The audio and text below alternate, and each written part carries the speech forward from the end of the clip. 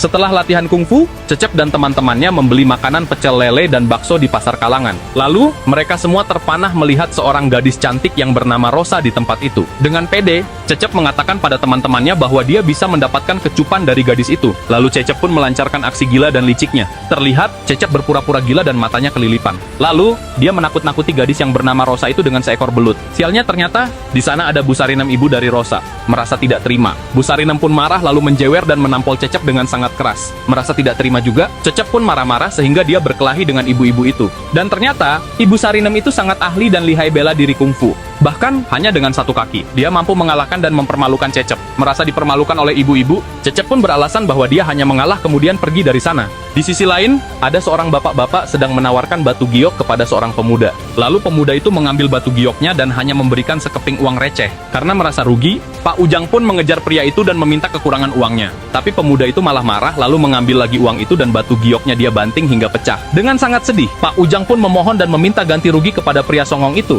Tapi, pria itu malah melepaskan pukulannya ke arah Pak Ujang. Beruntung, Cecep berada di sana dan menolong Pak Ujang. Dengan sangat emosi, Cecep menghajar pria itu tanpa ampun. Dia seolah-olah melampiaskan kemarahannya karena habis dipermalukan ibu-ibu di depan teman-temannya. Di rumah, Pak Jamal ayah Cecep sedang menerima tamu. Dia sedang menjamu ibu-ibu dan gadis di pasar tadi. Pak Jamal pun memanggil Cecep untuk menyapa Bibik dan sepupunya itu. Melihat mereka, Cecep pun sangat kaget karena mereka adalah Bibik dan sepupunya sendiri.